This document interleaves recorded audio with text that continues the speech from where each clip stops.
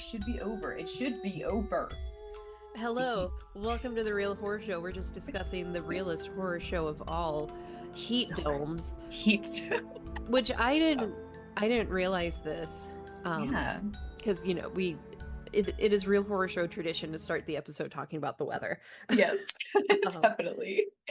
I think 14 years ago on Monday was the anniversary of when we got bitch slapped by that derecho. I don't know if it impacted you guys at all in 2012, but it was like a massive derecho that started in Chicago and hit like Indiana through Ohio down through us. Whoa. And for those who are not weather nerds, a derecho is like a tornado but straight winds, and they more often than not cover multiple states. Whoa. Like the wind just starts blowing and it goes shroom. Dude, that's like the most crazy ass wind that'll blow your shit smooth Yeah. off. And apparently that was also the result of a heat dome. They've already said we're not at risk for one this year, but I'm like, it's only Wednesday and it's been kind of a hell of a week. So if it just wants to hit Thursday evening so I get a long weekend, granted, Yes. it would be a long weekend in a heat dome with no power, but I would be home. Right. Without pants on. Yeah, exactly. Seriously. Reading a book. A booky book. Speaking of books. Ah, yes. Midnight Mass first appeared as a book in Mike Flanagan's movie Hush. So that's that segue. Yeah, and we are going to discuss episode 3, which is titled Book 3. Ooh. Proverbs. Yeah. So this episode picks up literally right after the last one. Girl can walk now, and it's a crazy miracle. And we finally get some backstory on this new priest guy whose name is escaping me. But the twist is, I think it's Paul. Wait, Paul. Paul.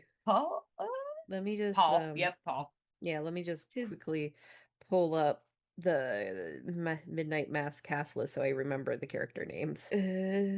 Oh yeah, it's Father Paul Hill. You know what I hate on fucking Google? The dude's picture's like so goofy and he like doesn't look like that at all. He looks so good. Like that's like the worst picture he's ever taken. I'm like, yep, that's the one. God yes, Father Paul Hill. Yes. He performed a miracle, and at the AA meeting, Riley's all like, okay, but you knew that that was going to happen. Otherwise, you wouldn't have made her do it because the entire town would have thought you were a fucking dick. He's like, haha, I just like did whatever. I just did it. And then she walked and it was a miracle. And he keeps having these seizures of some kind. And during these seizures, he's in like a confessional and we're finding out what happened to Monsignor Pruitt, the original priest of the Midnight Mass Island. And he went and he went on a religious pilgrimage to the desert and got lost in the desert. Of course, as you do, because they said he was like all old. Yes. And stuff. He found a cave that was revealed by the sandstorm, and he passed out in there, and a demon or an angel, as it's described in the show, comes up and starts feasting on his flesh, and then the demon offers him the blood, and Father Pruitt drinks it. And when he wakes up in the morning, he's 20 years younger, or 30 years younger, however much younger. He's smoking hot. He's smoking hot. And guess what? Bum, bum, bum. Bum, bum, bum. It's Paul Hill. It's Paul Hill. He is actually Monsignor Pruitt, but younger.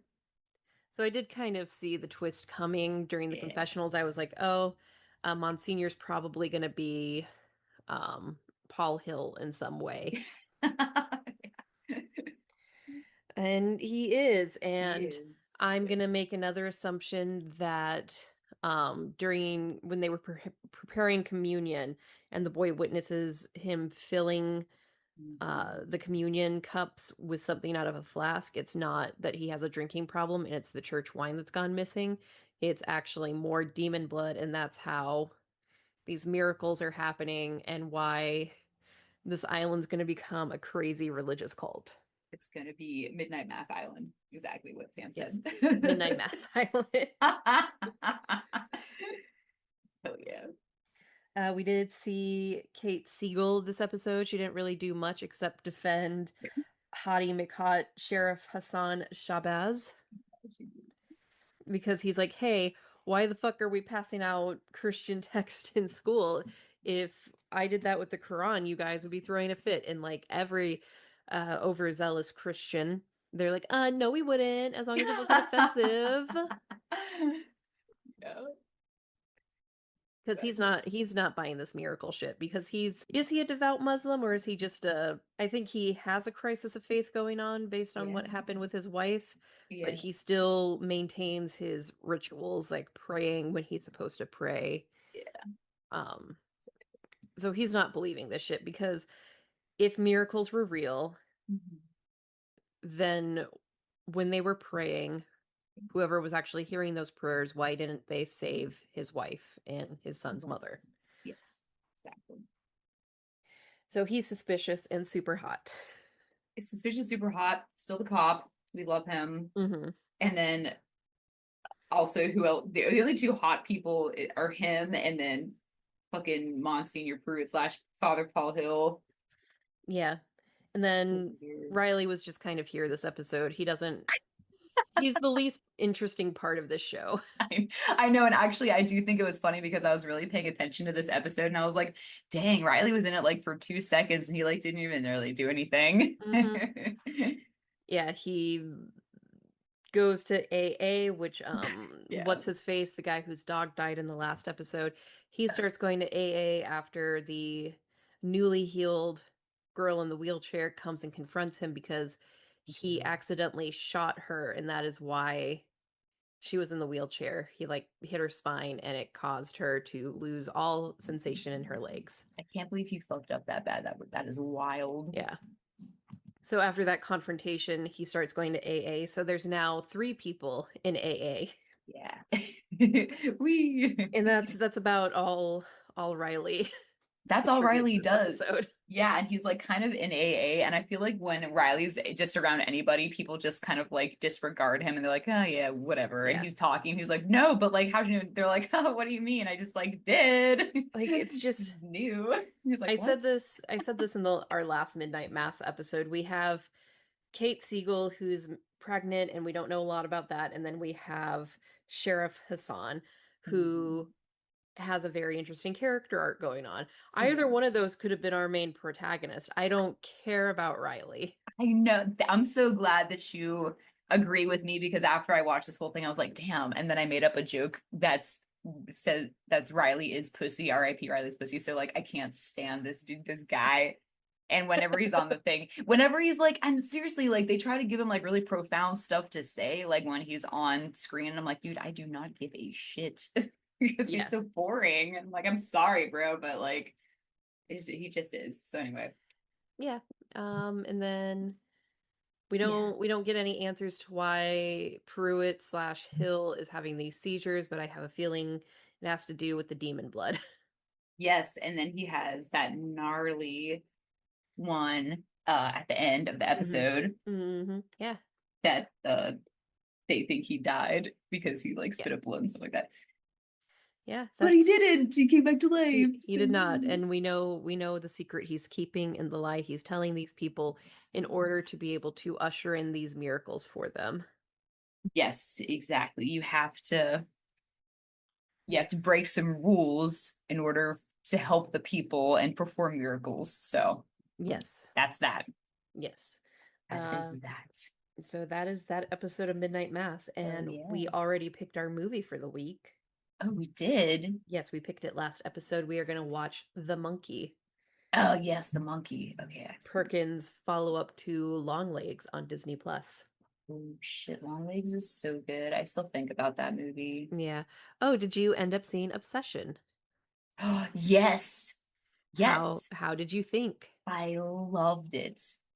Good. It was so good. It was so good. Indy was phenomenal. Oh my God, she's incredible. This girl. I know, like Just the subtle changes between Freaky God. Nikki and Real Nikki. Yeah. So good. I saw it twice in theaters. It was just phenomenal. Luke loved it too. Yeah.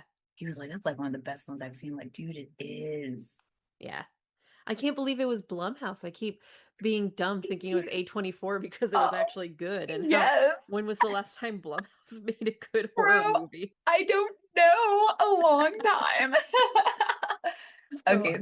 Yeah. Rare Blumhouse win. Yes, thank you, Blumhouse, for letting this young man do this movie. And then we will watch The Monkey. It looks like I can watch it on Hulu or Disney Plus.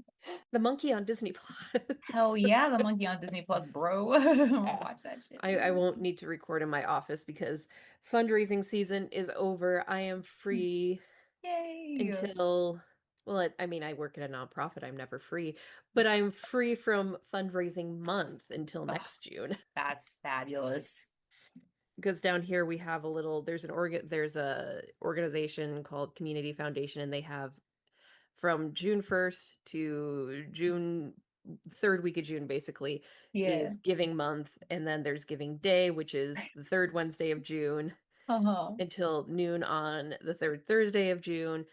But early giving is super important, so that's why it starts June and why it's fundraising month. And it's a little competition amongst all of the nonprofits in the area where everybody wins, but we're competing for bonus grants and prizes. That is wonderful. I love that. Everybody wins as long as they're actively fundraising and people donate. Yeah. Yeah, we love that. But so I reminded myself in my calendar to watch The Monkey. So I will be watching it in 2 weeks because I won't be here this week. She gets to go to Cedar Point, which is going to be so much fun. I need to go ride the roller coasters, guys, and then I'll report back. Yeah. Because that's some Real Horror Show shit. I'm sure it's going to be really fun. I hope it's not super hot when you're there. Oh, dude, I know. I hope not. But like we discussed, it perhaps will be over by then. And it'll be on the lake, so maybe it'll be like windy, even if it's hot, so I can have like a breeze. But then if it's too windy, the rides will Cedar close. Point has some fun water rides too, so. Yes, they do. Oh, my kitten is like playing here. Okay. Anyway. I think that's all I have this week. That is all I have this week, girls. So we will watch The Monkey, and then after that, we come back around and watch more of Midnight Mass and see what will happen next. Heck yeah. Awesome. Well, we'll talk to you guys later and stay cool out there. Bye. Bye-bye. Oh gosh, just... And there's a creepy dog that always follows you. It's got a ruined eye.